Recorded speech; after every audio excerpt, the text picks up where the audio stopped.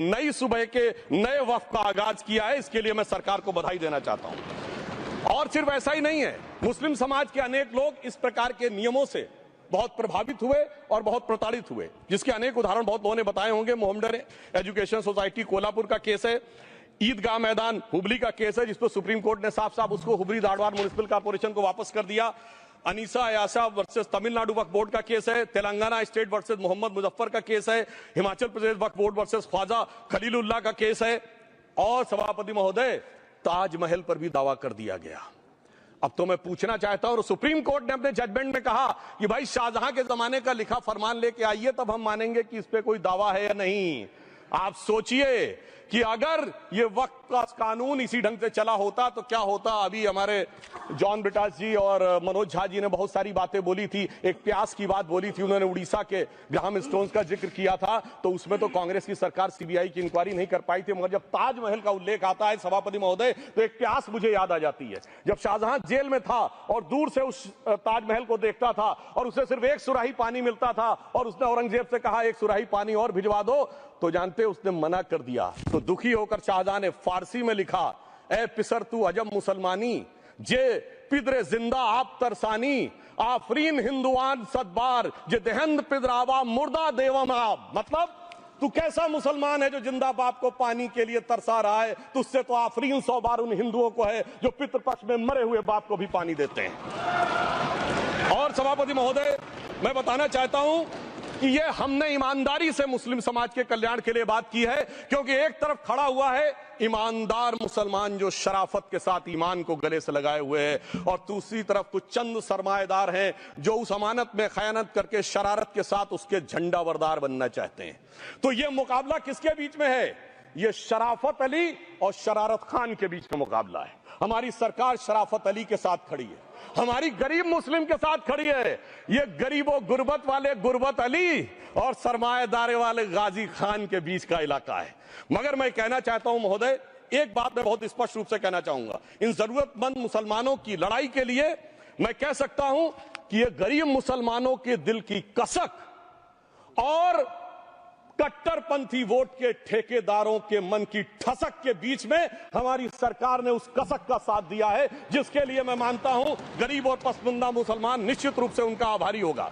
हाँ, मगर जब इसकी बात आती तो भी माननीय खड़गे जी भी बोल रहे थे, माननीय संजय सिंह जी भी बोल रहे थे, मनोज झा जी भी बोल रहे थे कि साहब आपके यहाँ वो कितने पुजारी हैं और कितने किस वर्ग के पुजारी हैं। तो मैं उनको बताना चाहता हूं, केवल अकेले जूना अखाड़े ने पिछले साल 71 SC ST लोगों को महामंडलेश्वर बनाया। अरे आपको हमारे सदन में बैठे हुए बाल योगी उमेश नाथ जी नहीं दिखते? वैसे तो कहा जाता है जात ना पूछो साधु की, मगर मैं बताना चाहता हूं विश्व हिंदू परिषद के 50,000 से अधिक पुजारी ट्राइबल्स में जो शेड्यूल कास्ट है जो काम कर रहे हैं। मगर मैं हद अदब से पूछना चाहता हूं, बताइए मुल्ला मौलवी मुफ्ती मुकर्रम बारी हाफिज में से कितने पसमंदा हैं? उसमें कितने जुल्हा अंसारी घोसी बताइए मिरासी कितने हैं? बाकी छोड़िए, पसंदला बोर्ड में है क्या? अरे वक्फ बोर्ड में है क्या? इसीलिए मैं कहता हूं खुद मियां फजीहत दूसरों को नसीहत। अगर ईमानदारी से बात करनी है तो उस पर आगे। मगर मैं एक बात और कहना चाहूंगा कि हमारी जो सरकार ने नाम दिया है, इसको उम्मीद नाम दिया है, और ये उम्मीद है किसके लिए? उस ईमानदार मुसलमान के लिए और देश के हर खास व आम के लिए ये उम्मीद है। मगर सभापति महोदय, कुछ लोग वो हैं जो उम्मा का ख्वाब पाले हुए थे। उम्मा शायद हमारे बहुत से लोग समझते हो ना समझते हो, पूरी एक एंटायर जो इस्लामिक खलीफत और राज होता है उसको उम्मा कहते हैं। उम्मीद वालों को तो उम्मीद की नई रोशनी दिख रही है, उम्मा वालों की उम्मीद पे पानी फिर रहा है। तो ये उम्मीद और उम्मा के बीच का भी मामला है। परंतु मैं ये भी कहना चाहूंगा सभापति महोदय, इसके बाद सिर्फ ऐसा ही नहीं था, प्रॉपर्टीज के ऊपर तमाम सरकारी प्रॉपर्टीज पे, जिसमें बहुत डिटेल में हमारे साथी लोग गए, मैं डिटेल में नहीं जाना चाहता। भोपाल का विषय, हैदराबाद का विषय, मुंबई का है, लखनऊ का है, पटना का है, बहुत प्रकार से है। माननीय लालू प्रसाद यादव जी का विषय जब बताया गया था तो बहुत ज्यादा हमारे मनोज झा जी बोल रहे थे, तो अब मैं उसके डिटेल में नहीं जाना चाहता हूं। सबने वो वीडियो देखा है, बस एक लाइन में उनके लिए कहना चाहूंगा, वो कुछ भी बोल रहे हैं, जिसे कहते हैं बिगड़ी बात बने नहीं, लाख करो किनकोए, रहीमन बिगड़े दूध को मथे न माखन होए। अब जो बोलना था वो बोल चुके, सबके सामने वो आ चुका। अब एक बात और है, दूसरे धर्म स्थलों के बारे में विषय आता है, तो मैं याद दिलाना चाहता हूं केरला के कैथोलिक चर्च ने 31 मार्च 2025 को जो लिखा, सिर्फ उसकी लास्ट की 2 लाइन बोलना चाहता हूं। We request the central government to get the amendment bill passed as early as possible so that the tears of thousands of suffering people in the place like Munambam can be wiped out only by a legal amendment that can provide a permanent solution to their suffering. We urge all the MPs from opposition party to support the bill so that the historic legislation can become unanimous. मगर सभापति महोदय, ये अल्पसंख्यकों की बात करने वाले जब अल्पसंख्यक की बात आती तराजू पे तौलते हैं, किसका वेट ज्यादा है, किसकी धमक ज्यादा है, किसकी खनक ज्यादा है, फिर तय करते हैं कि माइनॉरिटी के साथ आना है, किस माइनॉरिटी के साथ नहीं आना है। और मैं एक और बात कहना चाहता हूं, तमिलनाडु के तिरुचेरी मंदिर की बात आई, यमुनानगर में गुरुद्वारे की बात आई, केरल में क्रिश्चियन कम्युनिटी की जमीन की बात आई। बहुत सारे लोग प्लेसेस ऑफ वर्शिप के एक्ट की बात करते हैं, तो as per places of worship act Tamil Nadu का मंदिर का तो स्टेटस नहीं चेंज हो सकता भाई। 15 अगस्त 47 के बाद किसी प्लेस ऑफ वर्शिप का स्टेटस नहीं चेंज हो सकता, तो वक्फ बोर्ड को क्लेम फॉरफिट कर देना चाहिए, because it is in contrast to the places of worship act.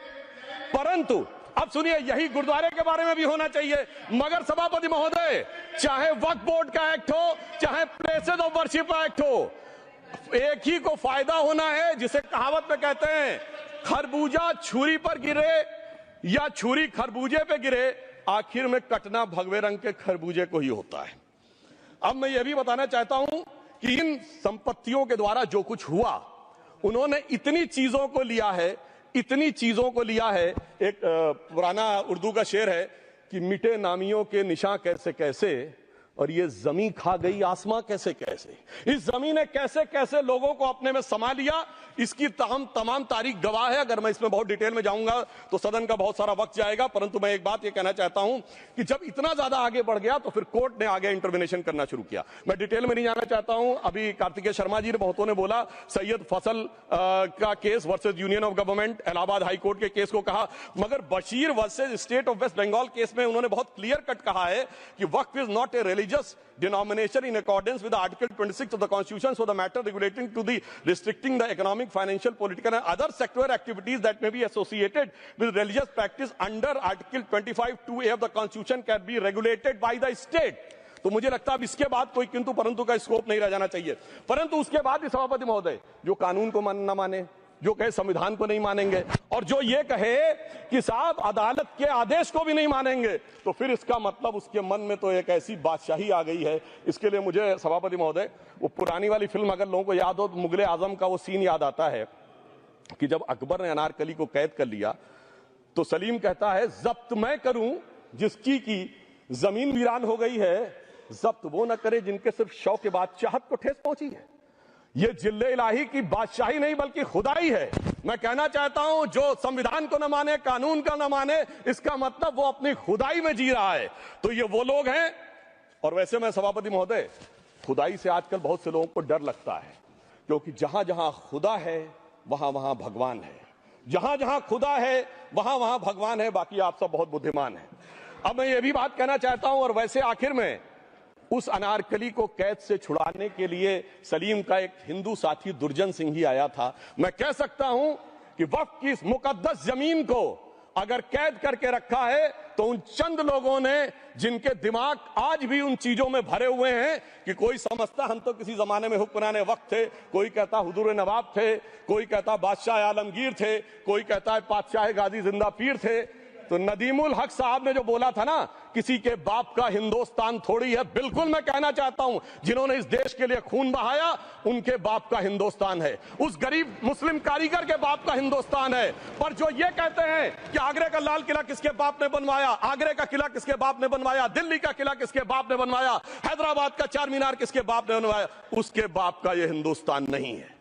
और उसके बाद भी जो आप करना चाहते हैं, अगर इस रास्ते में आप कांटे बिछाना चाहते हैं, तो उनके लिए एक लाइन कहना चाहता हूं सभापति महोदय, तेरी तमन्ना है पर हम खार न बोने देंगे, खार कांटों को कहते हैं, तेरी तमन्ना है पर हम खार न बोने देंगे, तुझे हम राह की दीवार न होने देंगे, तू सबको रौंद कर आगे जो निकलना चाहे हम तेरी इतनी भी रफ्तार न होने देंगे।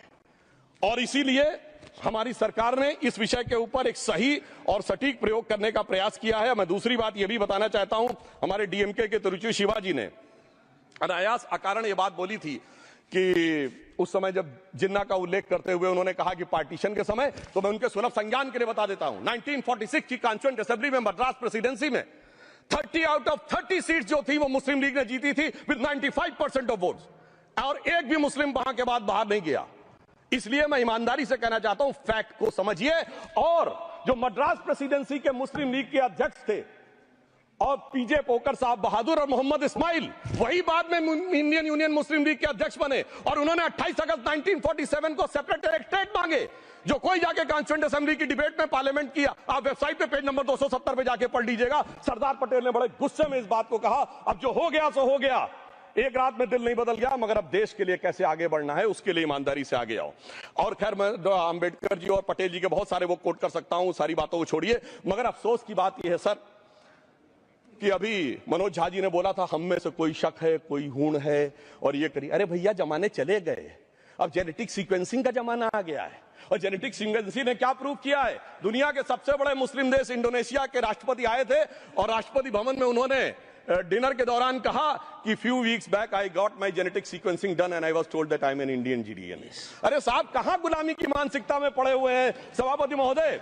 और यहां गुलामी की मानसिकता इस कदर पैबस्त है लोगों के दिमागों में, किसी सदन के एक सदस्य यहां विराजमान है, वो उस समय महाराणा सांगा का उल्लेख कर दिए। मैं ईमानदारी से कहता हूं, एक भी इंडियन सोर्स में इसका उल्लेख नहीं है, सारे के सारे फॉरेनर्स और लुटेरों के सोर्स में उल्लेख है। इसीलिए मैं कहता हूं, ये गुलामी के जिन्होंने गुलाम बनाया उनके सोर्सेस पे यकीन न करिए। और वैसे थोड़ा सा आउट ऑफ कॉन्टेक्स्ट हो तो ये भी बोल दूं, हमारे सदन के बहुत सदस्यों को नहीं पता होगा, अलेक्जेंडर के आक्रमण का किसी भारतीय सोर्स में कोई उल्लेख नहीं है, पोरस नाम के किसी राजा का उल्लेख नहीं है, सिर्फ और सिर्फ ग्रीक में है। इसलिए गुलामी की मानसिकता से बाहर निकलिए, तब इन चीजों को आप सही ढंग से समझने में सफल होंगे। मेरा अब यह भी अनुरोध अपने सदस्यों के साथ है।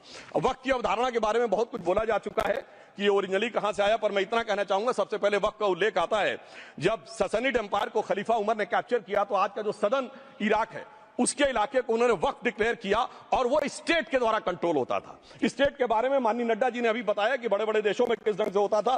सर सैयद अहमद खान ने भी वक्फ को मूल इस्लाम का हिस्सा न मानते हुए इसके लिए मुजार शब्द कहा है, जो शरिया के अंतर्गत आता है, और इसी के लिए उन्होंने फतवा आलमगीरी को भी कोट किया था।